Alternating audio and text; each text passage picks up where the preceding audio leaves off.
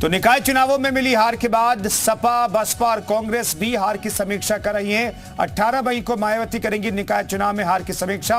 वहीं 22 मई को समाजवादी पार्टी भी हार पर मंथन करेगी और कांग्रेस 25 मई को नगर निकाय चुनावों में हार की समीक्षा करेगी। लेकिन हार की समीक्षा से पहले विपक्ष धांधली लगातार चिल्ला रहा है। विपक्ष के आरोपों के बीच बीजेपी 24 की तैयारियों में जुट भी चुकी है।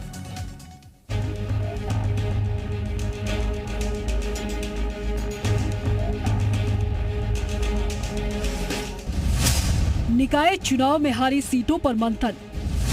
बीजेपी संगठन ने रिपोर्ट की तलब। प्रदेश मुख्यालय से मांगा पूरा ब्यौरा। नगर निकाय चुनाव के नतीजों का आंकड़ा देखने से पता चलता है कि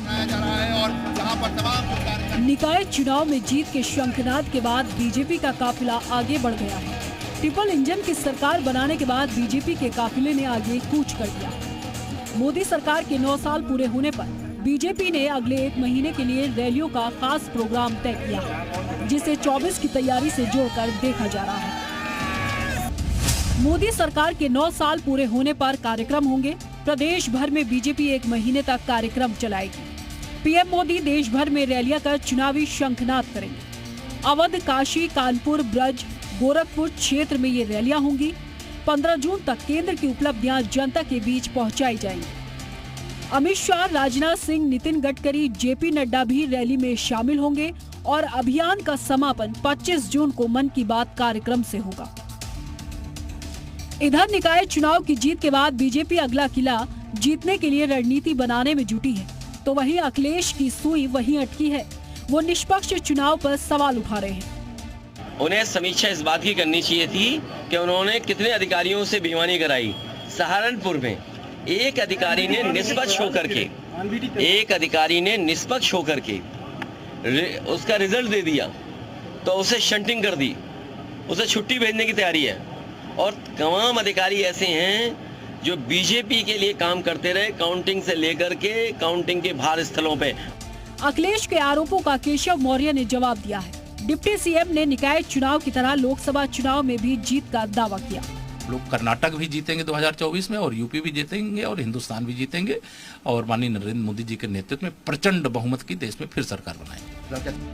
सचमुच बार बार हार के बाद विपक्ष सत्ता पक्ष पर आरोपों की बौछार उड़ेल देता है, जबकि उसे आरोपों की स्ट्रैटेजी बदलनी चाहिए।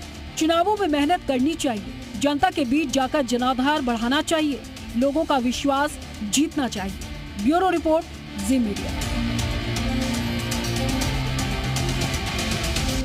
उत्तर प्रदेश में बीजेपी ने भले ही नगर निगमों में 17 की 17 सीटें जीती हों, लेकिन तमाम जगहों पर बीजेपी वार्ड हारी भी है। ऐसे में तमाम मंत्रियों के क्षेत्र में, इसके साथ साथ सांसद और विधायकों के क्षेत्र में हारी हुई सीटों की पूरी रिपोर्ट मुख्यालय की तरफ से तलब की गई है। ऐसे में उन सीटों की वास्तविक स्थिति जानकर बीजेपी आगे की 2014 की रणनीति तैयार करेगी। कैमरामैन दिवाकर के साथ विशाल रघुवंशी, जी मीडिया, लखनऊ।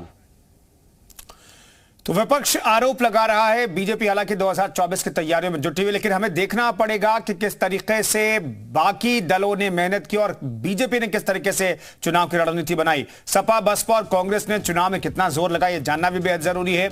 दरअसल बताया जा रहा है कि यहां पर कंपैरिजन करने की जरूरत है। दर्जनों रैलियां की योगी आदित्यनाथ ने, जनता के साथ कनेक्ट हुए, कार्यकर्ताओं ने पसीना बहाया। इसका असर बीजेपी की जीत के तौर पर हुआ, लेकिन अखिलेश यादव कुछ एक जनसभाएं करके वो चाहते थे कि उनकी जीत हो जाए। कार्यकर्ताओं के भरोसे वो बैठे रहे, प्रत्याशियों को उनकी किस्मत पर छोड़ दिया, इसलिए समाजवादी पार्टी को वो परिणाम नहीं मिले जिसके वो दावे कर रही थी चुनाव से पहले।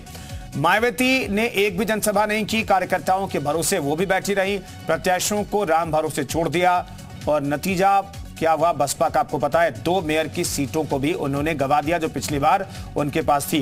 प्रियंका गांधी की बात करें तो कोई रैली नहीं की, कार्यकर्ताओं का मनोबल नहीं बढ़ाया, प्रत्याशियों के लिए कोई सभा नहीं की। वो कर्नाटक चुनाव में हालांकि व्यस्त रही।